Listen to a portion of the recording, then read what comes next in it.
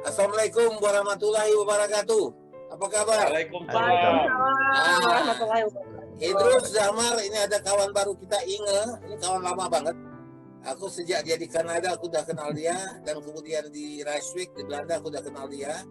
Kami sering ngobrol, pada akhirnya dia pindah ke Indonesia. Kami ketemu berapa kali, tapi kesibukan kerja luar biasa. Inge ini Dari adalah... sejak 10 kilo yang lalu ya, Bang? Inge ini sekarang dia adalah insinyur perminyakan ya, Inge?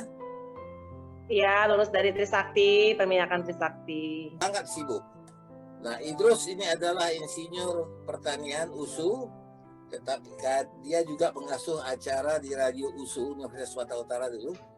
Dan acara dia yang terkenal adalah Dokter Cinta, karena dia dianggap dokter cinta. Karena aku mau ngajak kalian bicara cinta ini. Ya, kalau kalian tidak punya cinta, nggak bisa kuat ya. Jadi orang yang bicara cinta harus punya cinta. Nah, Zamar, aku udah tahu dia punya cinta. Kalau dia bilang tuh kayak lagu dia, Finally I Found Someone. Kayak Barbara Streisand kan. Terus sama Zamar kawan sejak mahasiswa pada waktu di Medan. Inge adalah SMA juga, SMA udah berteman. Udah bertemu juga. Nah, jadi waktu aku ajak Idrus, ajak Zamar, karena bicara-bicara sama Inge, kesel juga nih. Yang ada satu anak Singapura yang barangkali masih bau kencur, tiba-tiba ngomong macam-macam, act as one, be a gentleman, wah, segala macam. Siapa lo ngajarin gua? Aku melihat tadi agak rikuh ya. Mungkin Idrus juga agak rikuh. Kok kita ini yang usianya sudah kepala 6 ke atas ini, kok kita masih bicara cinta sih? Aku punya pembelaan untuk itu. Yaitu bahwa cinta itu universal. Cinta itu selalu ada. Kita bisa hidup sampai ini hari karena kita punya cinta. Yep. Orang nggak punya cinta, itu gampang dipanggil Tuhan. Karena dia tidak menyayangi dirinya. Cinta itu kan menyayangi diri, bukan menyayangi orang lain sebenarnya. Itu filosofinya.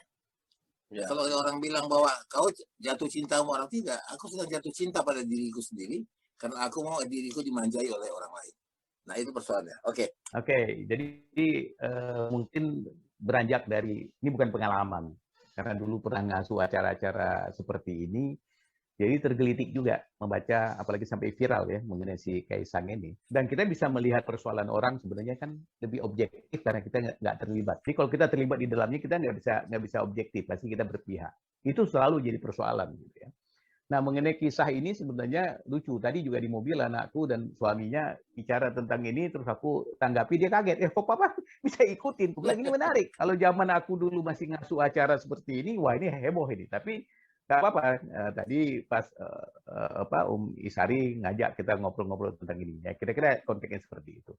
Nah, aku lihat dari pertama ya, yang pertama yang paling digembar-gemborkan persoalan mereka sampai hari ini, tuduhan sampai jadi hosting dan lain sebagainya, memutuskan hubungan dan lebih banyak disebabkan karena hubungan jarak jauh ini, long distance.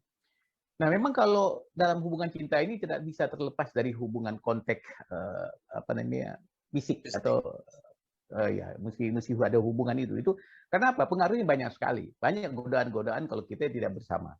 Jadi hubungan jarak jauh ini ada dulu kisah menarik ya. Zaman dulu kan belum ada teknologi seperti sekarang, punya HP bisa video call dan lain sebagainya. Dulu kan kalau cinta jarak jauh itu pakai surat. Nah kalau mau ngirim surat pun perangkonya itu ngelemnya pakai ludah supaya lebih bermakna gitu ya, jadi nggak lebih mesra gitu. Nah tiap hari kirim surat. Nah, suatu ketika si cewek yang di Medan ini balas ke pacarnya di Jakarta, tapi isinya bukan surat, di dalam itu undangan pernikahan dia dengan tukang pos yang tiap hari ngirim surat kepada dirinya. Jadi bayangkan begitu pengaruhnya sebagai kontak itu, ya tak kenal maka tak sayang, tiap hari ketemu mungkin chemistry-nya terbentuk, ya itu satu hal. Kemudian kedua, kalau jarak jauh itu kan godaan lebih gampang. Nggak ada yang mencegah, nggak ada yang menghalangi gitu loh. Ini mungkin aku coba sorot dari satu sisi. Belum lagi kita lihat faktor-faktor yang lain. Apalagi ya notabene, walaupun tadi dibilang, ya kita tidak bicara dia sebagai anak presiden, tapi tidak bisa dinafikan. Ya, dia itu anak presiden dan inceran banyak perempuan, banyak wanita, banyak ibu-ibu dari wanita tersebut yang kepengen punya menantu anak presiden. Itu kan hal yang wajar menurut aku gitu loh. Saya pikir ini soalnya hebohnya kan karena sudah putus. Sesudah putus, abangnya ikut campur, orang tuanya ikut campur, seolah-olah nggak rela. Kenapa hubungan ini bisa putus. Saya pikir ini yang anehnya. Anehnya putus marah, sedangkan kawin bisa cerai. Tapi satu lagi, ini menurut aku karena budaya arogansi. Menurut aku ya.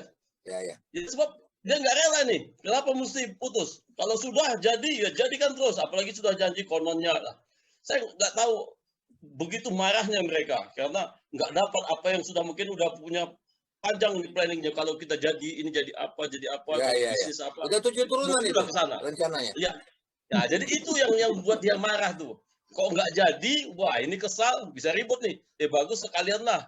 Padahal sebetulnya kalau memang masih ada cinta di Kaisang, kalau dia nggak orang tua, abang, ibunya ikut campur, bisa kembali lagi. Orang putus bisa jadi, orang cerai bisa kawin lagi. Tapi ini tertutup kemungkinan habis. Karena arogansi menurut aku.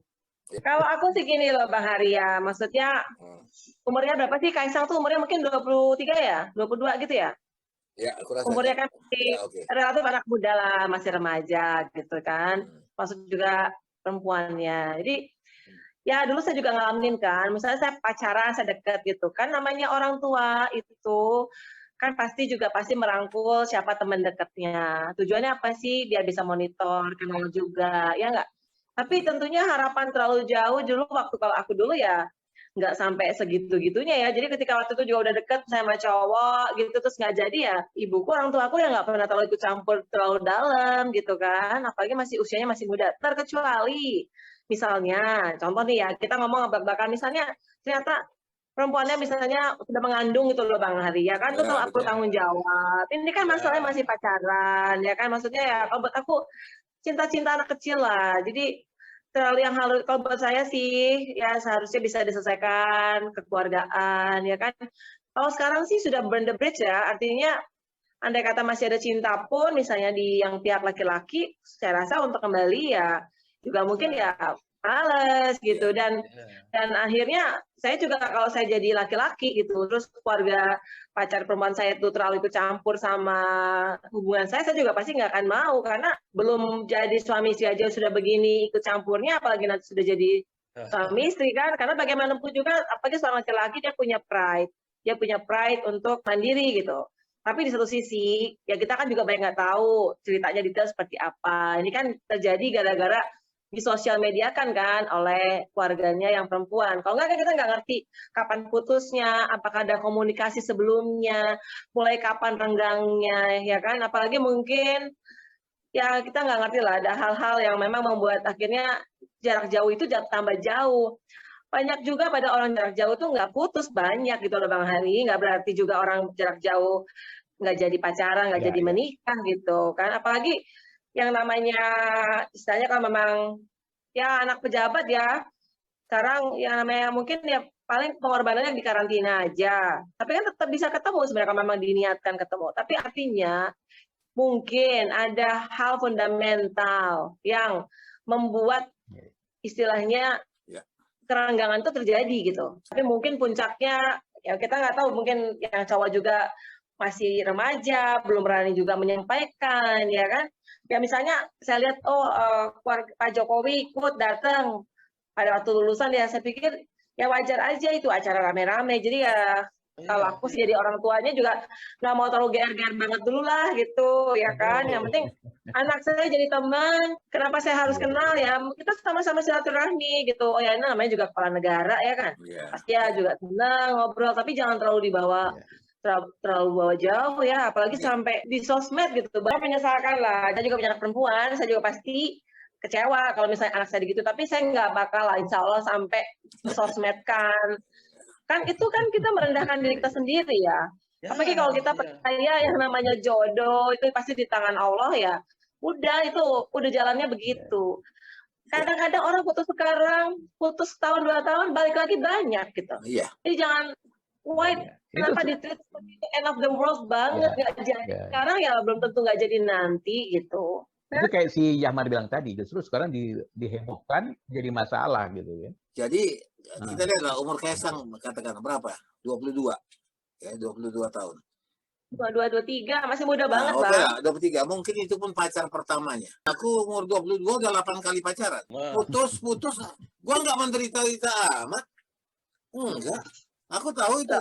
Mana ada cinta yang Jadi- anak SMP, anak SMA yang bisa pergi ke pelaminan. Jarang sekali itu. Ya.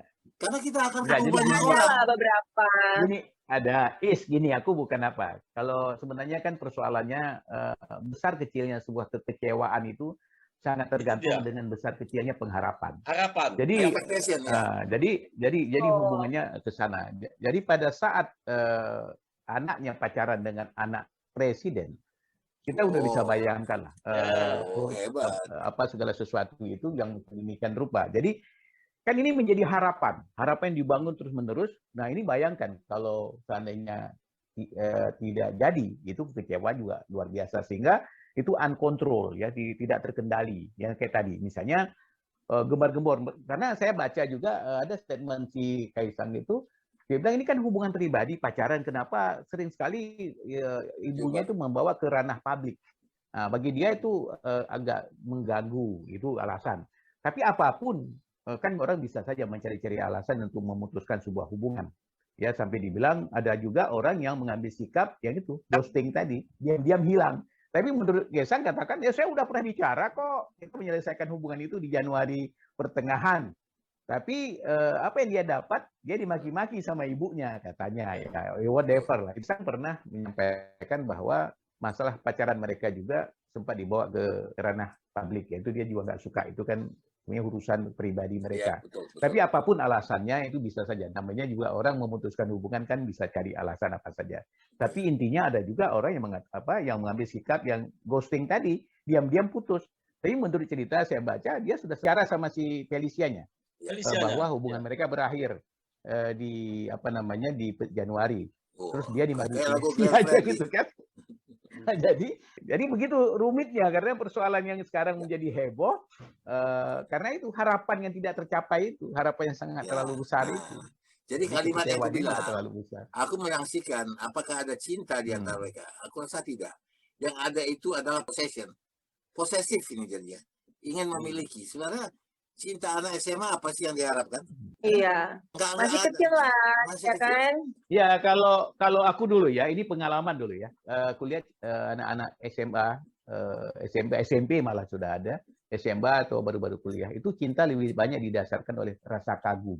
Ya, jadi makanya kan selalu kalau dalam film-film atau sinetron itu kan figur cowoknya jago main basket, main basket, main piano. Jadi ini jadi mudah kagum, lebih pada ke mudah kagum. Kemudian kagum itu tidak selalu juga diartikan karena prestasi. Bisa juga kagum itu anak siapa, gitu kan, putra siapa. Itu juga membuat kekaguman gitu loh. Jadi jatuh cinta itu didasarkan oleh karena itu jadi memang sangat subjektif gitu loh. Jadi kalau kita bilang adakah cinta di antara mereka? Ya cinta itu kan nggak bisa diwujudkan. Kalau orang bilang kan, dilihat terus orang bilang apa itu? Cinta monyet zaman dulu. Jadi yang bercinta itu monyet-monyet. Nah, aku sadari kok itu. Aku sadari.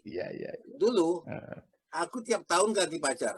Selalu yang ku pacar itu adalah yang paling cantik di sekolah. Anak kelas 1 masuk, ganti lagi. Masuk lagi anak kelas 1 SMA, aku pacar lagi. Kenapa? Kadang-kadang bukan dasarnya cinta. Kau mengalahkan kawan-kawan yang lain. Dan tidak ada patah hati, tidak cengeng. Dan pacar-pacar itu yang pisah sama aku juga nggak cengeng. Mereka juga cari lain. Nah, this one, baru ini aku lihat ada orang yang bisa jatuh cinta dan kayak menangis-nangis, merepet-repet di depan kamera di YouTube. Ini tidak ada harga bagi aku. Love is a many splendored thing. It's the April rose that only grows in the earth.